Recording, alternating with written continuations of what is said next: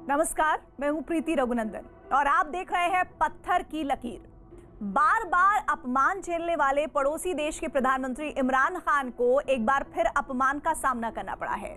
इमरान खान विश्व बिरादरी में भारत को घेरने की मंशा के साथ श्रीलंका को साधने में लगे थे, लेकिन उनके अरमान धरे के धरे रह गए और जिस श्रीलंका को वो साधने की कोशिश कर रहे थे उसने ही उनकी इंटरनेशनल बेइज्जती कर दी।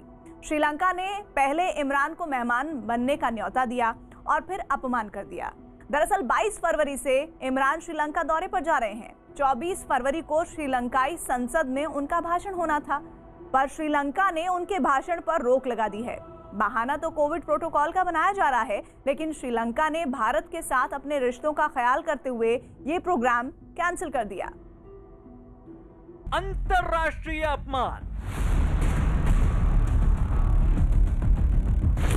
धरे रह गए सारे अरमान।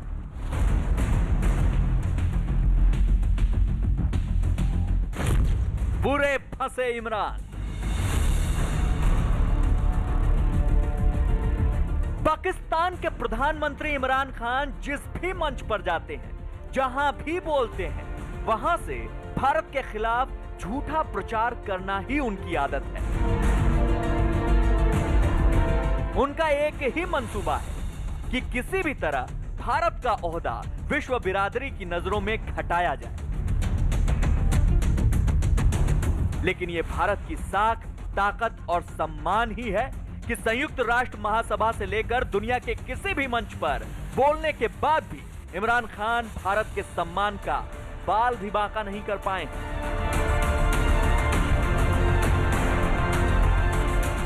इमरान खान ने एक बार फिर यह मंसूबा बांधा था कि भारत को किसी भी तरह घेरा जाए, लेकिन उनके अरमानों पर पानी फिर गया और साथ में पूरी दुनिया के सामने बेइज्जती भी हो गई।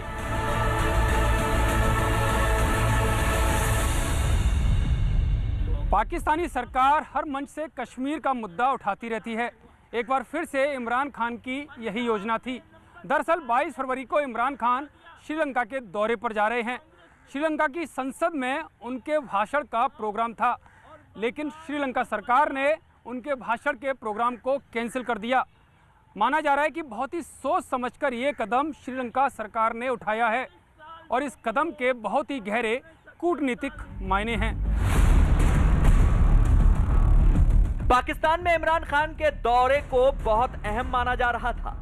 इस दौरे को भारत को घेरने वाला दौरा कहकर पेश किया जा रहा था, लेकिन श्रीलंका के इस कदम के बाद पाकिस्तान को झटका लगा है। 22 फरवरी से शुरू हो रहे इस दौरे में 24 फरवरी को इमरान खान को श्रीलंका संसद में भाषण देना था।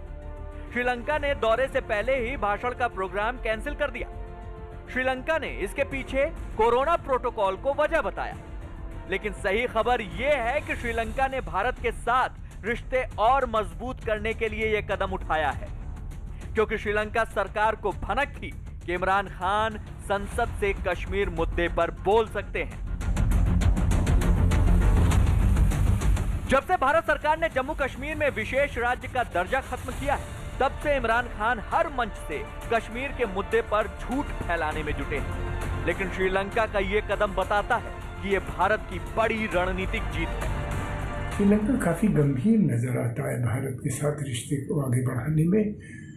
उसने एक नहीं, इस तरह के बहुत से कदम लिए। दूसरी तरफ ये कि वो पाकिस्तान के रिश्ते में उसमें एक खटास आ गई, खासतौर से जो श्रीलंका में कुछ समय पहले जो मिलिटेंट स्ट्राइक हुई थी, आतंकवादी हमले हुए थे लगातार कई ठिकानों पे, कोलंबो में और दूसरी तमाम जगहों पे, चर्च पे, होटल में। और श्रीलंका सरकार जानती है कि अगर उसके मंच से कश्मीर का मुद्दा उठाया गया तो भारत के साथ रिश्तों पर असर पड़ेगा। श्रीलंका में इमरान का 2 दिन का दौरा तो होगा, लेकिन अब वो भारत को घेरने की नियत से भाषण नहीं दे पाएंगे। भारत को घेरने की नियत से ही पाकिस्तान और चीन श्रीलंका से अपने संबंध बढ़ा रहा है, लेकिन श्रीलंका को मालूम है कि विस्तारवादी चीन हमेशा अपना ही हित सामने रखता है। श्रीलंका को इस बात का भी डर है कि कहीं वो पाकिस्तान की तरह चीन का बंधक न बन जाए। इसीलिए श्रीलंका ने इमरान खान का भाषण कैंसिल करके ये संकेत दिया है कि उसके लिए भारत से दोस्ती अहम है। श्रीलंका पर चीन के कर्ज का बहुत बड़ा बोझ है। कर्ज न चुका पाने की सूरत में श्रीलंका को हम्बनटोटा बंदरगाह चीन को सौंपना पड़ा है। अब श्रीलंका चीन के चंगुल से छूटना चाहता है और इसीलिए भारत के साथ रिश्तों को लेकर श्रीलंका गंभीर है। श्रीलंका जो है भारत से बहुत ही करीब देश है। हम दोनों के बीच में एक पाक स्ट्रेट है, छोटा सा समुद्री रास्ता है जो दोनों देशों को डिवाइड करता है, बांटता है दोनों देशों के बीच में, और हज़ारों साल पुराने संबंध है।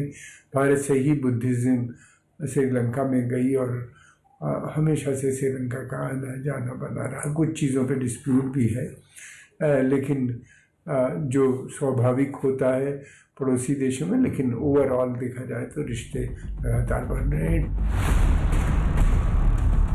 श्रीलंका तो इमरान खान के कारण उसके बहुत से प्रोजेक्ट खतरे में पड़ गए हैं। इनकी शुरुआत तो बहुत धूमधाम से हुई थी, मगर अब वो पूरे होते हुए नज़र नहीं आते। एक दूसरा कारण ये भी, जो उसके मित्र देश हैं वो भी अब उसको लोन देने में या से कतरा रहे हैं। उनको इस बात का भी डर है कि कहीं ऐसा ना हो आने वाले समय में पाकिस्तान FATF की ब्लैक लिस्ट में आ जाए। पाकिस्तान में अब CPEC पर सवाल उठने लगे हैं और पाकिस्तान मीडिया भी इमरान खान को कोस रहा है। आपको पता है रेलगाड़ी कितना सामान उठाती है? पाकिस्तान में दुनिया भर में सबसे कम तनासब है, सिर्फ 3%। मैं आपको बता चुका हूं, अगर आप मुल्तान से एक पेटी इस्लामाबाद मंगवाएं आमों की या रावलपिंडी, रेलवे लेती है 40 रुपये किराया, और जो ये जदीद बस सर्विस है ये लेते हैं 500। ऐसा ही है, ठीक है। तो आप क्यों नहीं इंडिया की तरह एक कानून मंजूर करते हैं कि पेट्रोलियम, अनाज और फला चीजें सिर्फ रेलवे से जाएंगी, रेल के जरिए जाएंगी। पाकिस्तान की राजनीतिक पार्टियां भी समझ चुकी हैं कि चीन यूं ही पैसा नहीं बांट रहा, क्योंकि CPEC के सभी प्रोजेक्ट में चीन बहुत फायदा कमा चुका है, क्योंकि हर प्रोजेक्ट में चीन ही लोन देता है और चीन की ही निर्माण सामग्री बहुत महंगी दरों पर बेची जाती है। लोन न चुकाने की सूरत में चीन पूरे प्रोजेक्ट पर कब्जा जमा लेता है। उसकी जो घनिष्ठ मित्र चाइना है उसका भी ट्रस्ट कम होता हुआ नजर आ रहा है।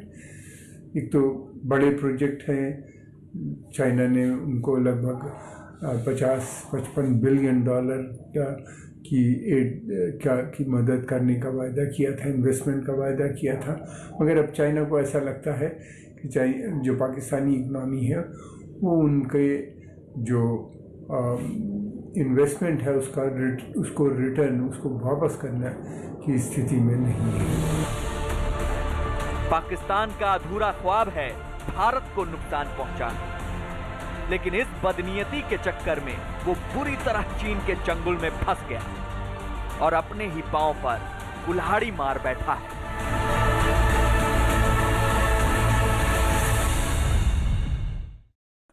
और इसी के साथ ही एक ब्रेक हम ले रहे हैं, लेकिन ब्रेक के बाद आपको लेकर चलेंगे चुनावी महासागर में, जहां बीजेपी और ममता बनर्जी के बीच टकराव की सियासी सुनामी उठ रही है और राजनीतिक मोर्चेबंदी के उस मंथन से कैसे बनेगा सुनार बांग्ला। बंगाल चुनाव पर खास रिपोर्ट, शाह की रणनीति बंगाल को लेकर, शाह की सौगंध क्या है बंगाल को लेकर, बताएंगे आपको ब्रेक के बाद।